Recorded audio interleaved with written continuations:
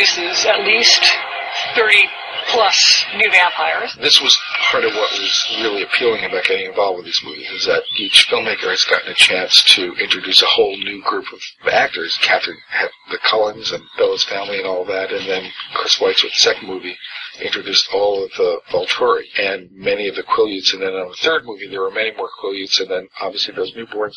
And here it's all these vampires from around the world. To know that there are beings like us all over the world is sort of something that I never thought about, actually. You imagine them all living in Forks, but you have the Denalis who are cousins, Egyptians, Amazon women who come in, Zafrina and Senna, who are powerful and really different to any vampire that we've seen before. Okay, pictures up. We've got Garrett, the wandering nomadic American vampire. He's a real vivacious killer. Garrett was born around the time of the Revolutionary War, and he's kind of been roaming around the United States ever since. He's a very classic form of vampire who gets off on feeding on people. Old habits die hard. In the script, the Garrett scene had taken place in New York, and that was a case where, God, if we're going to be in Baton Rouge, let's shoot New Orleans as New Orleans. If you were able to see the French Quarter in the distance, but also understand that something like this could happen kind of right in the middle of town. Which, if you've ever been to New Orleans, you can imagine vampires roaming the streets at night and feeding on people. Each of them was one of Too, the tribe is not particularly happy with all these new vampires showing up. There's a lot more vampires in town than there was before, which causes Quileutes to phase at a younger age and a lot more often. Whoever's coming wasn't invited. We're here today shooting the scene where we get introduced where we're chased by the wolves. So this is one of the contraptions that we're doing that gets pulled by this truck, and we're supposed to run on this to make us look like we're running much faster. This is how we do vampire speed running. It looks like they're getting ready to nip us in the legs, but we play with them. We're much faster. They can't catch us. No. And our Romanians show up. Not really Carlisle's friends. The surviving two members of the Romanian Coven who are older than almost any other vampire in the story. I mean, even the Volturi, they predate. We were the ruling class of vampire a really long time ago, and the Volturi kind of came in and killed everybody except for us. They lost everything. So they've been waiting for a very long time to have revenge. So when they hear that everybody's getting together because the Volturi are coming, they think it's an excellent time to have their revenge.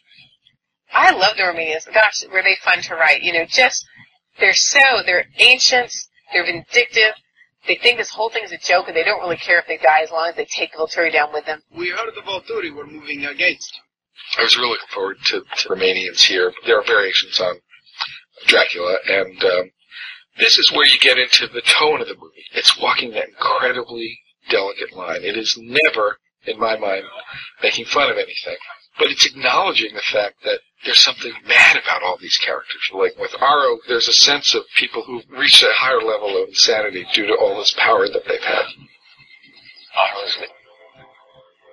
Everyone showed courage. We're here in downtown New Orleans right now. We are filming where you actually get to see my power used for the first time, which is nice. We discover in Breaking Dawn that Alec has a gift that's even more powerful than Jane, where she can only kind of inflict pain on one person at a time. Alec can spread, a kind of mist that blinds everyone. Not only blinds them, but makes you see, feel. It cuts off all of your senses. These tentacles kind of represent his reach and his fingers and all that stuff. He sends this stuff out, and almost serpentine-like comes out and surrounds you and suffocates you to the point where you're paralyzed. Alec. We're chasing the character named Toshiro, and basically I'm using my power to hurt him or disable him from running away. And then Arrow comes up and makes the final decision as to whether he gets to live or die, which is death, because we're the Volturi. And that's how it works. Of course not. Of course, mist doesn't actually come out of my hands. I don't have the power to do that in real life, for some reason. I don't know. But, visual effects, hey. Alec's power is one place where we started out subtle and we developed it further than we initially intended to, and I love it. I think it's very, very creepy in a traditional horror movie way. Carlisle. is still expecting. Jane and Alec will try and take me out first because I can anticipate their moves. Too bad we don't all have your shield. Alright, here we go. Stand by. As Bella kind of comes into being a vampire, at first she's expecting maybe to be able to read minds or see the future or something cool, and then she figures maybe that's just not in the cards. As time goes on and people who are more experienced with such things come in contact with her, they realize that she is what the vampire community calls a shield. And any other vampy power that exists in the story has no effect on her. Picture it expanding. They realize that if you can push that off of yourself, you could actually put your protection and your shield around Edward and around all of them once the Volturi are there. So part of it becomes about her training to be able to stretch that shield further and further. I think she needs something to motivate her. It's just a challenge with the powers that the vampires have, because many of them are mental. So it's that choice of how do you visualize them and how much do you show. In the book, no one can see the shield. And the only time in the book you describe what it looks like is through Bella's eyes. Well, so in a cinema situation, that means you can only see it through her POV, which is incredibly inconvenient to film that way. And when you're reading the book, you can still visualize that shield, even though you're not Bella's point of view. Kate! It does come from her and extend out. It's part of who she is. Bill has taken certain poetic license in order for the audience to experience and be able to see it when necessary to understand who she's protecting and when. What we did, I think, is to make it as subtle as possible. We did a little distortion. There's a little camera shake sort of energy effect right when it comes off her body, almost like a bubble kind of bursting through the surface of water. I think it's a really cool effect. It's a sense of she's emanating this power from herself and almost extending herself. There are frames in the beginning where you almost see the outline of her face as it pushes forward. It's painful. So happy to call. We are shooting today in the lovely, historic Roosevelt Hotel in downtown New Orleans, my hometown, the Big Easy, which has become like Hollywood South.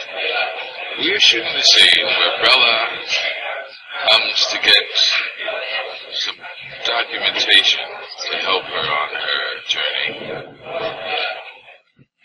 I wanted them to be in a private space in a public place so that they could exchange this thing and talk. And I couldn't find that in all of Baton Rouge.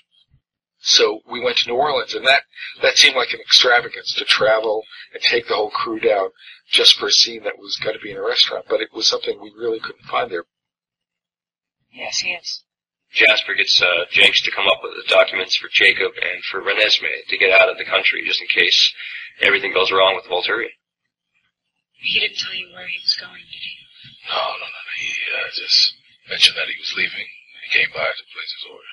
Mr. Jake's a wily old fellow who can manufacture any kind of document you'd ever need. And so, of course, he comes into handy. He's a Jasper throughout Jasper's life and throughout the Cullens' lives. So whenever they need to move to a new town or get out of the country or, I'm sure it even took place whenever they wanted to go on their little honeymoon. It was one of those things, like, Mr. Jenks can come up with any document you want. Wendell Pierce, I was so excited to hear that he was interested.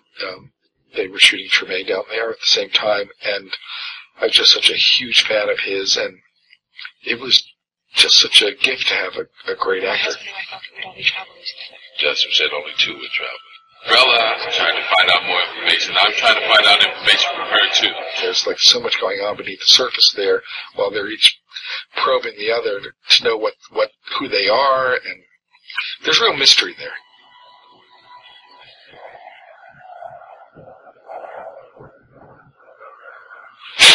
I always had the same idea about the field. From the time I read the novel, the first image that came to me was just this vast expanse of snow and flatness, and that not have heights and gradations and things. And I think it might have been actually intended to be on the same field that the baseball game and the Battle of Eclipse had taken place. It's the culmination of 5 films, and it's where Arrow and the Volturi meet the Cullens and the Witnesses, and it's 3 weeks of main unit shooting and 4 weeks of second unit shooting. All of the chess game that takes place on that battlefield and the fight that breaks out. And you have to think, okay, where are we going to do this that's going to enable us to not only, one, shoot it efficiently, but two, control as many variables, as many elements as we can. All of those things, again, in a tight schedule, and it became clear that it was probably smarter to do it in a controlled environment. So we went from an exterior, snow-covered pine forest to an interior rodeo arena with a dirt floor and an open space. It's like an airplane hangar size of a building, and on almost like curtain rods all the way around were these green screen, like giant curtains. What we have there is a green screen. What everyone will see at home is the wonderful mountains of Pemberton. I'd say there's about 3 dozen main vampires in this. There's a bunch of guards and witnesses and a whole bunch of wolves. So you got to imagine that each one of these little groups needs to be covered. So it's a huge long process. The challenge is to kind of like keep the monotony from driving you crazy, because every day they're coming out there and standing in this formation, and for those who know the book, it's a really long sequence. Every day you would sort of trudge out there and resume the positions you had been in the day before, and all you could see was white and green on all sides. After we all sort of realized that this wasn't ending anytime soon, and we were all in it together, everybody started to really kind of get along and interact more. We've established a certain camaraderie that we can laugh in between takes that all of this is going on. So suddenly everyone's there, and I think there are a lot of actors across this series that have never met one another. It's wonderful to look out at this amazing sea of rich characters and just discuss things as we used to. It was quite powerful as an actor just to be standing there, because we were like an army of actors. For Stephanie, this must be fantastic. She has like all her characters for the first time in this arena. It's kind of flattering to have these amazing actors want to do a small part, to be involved. It was really cool. She is not an immortal.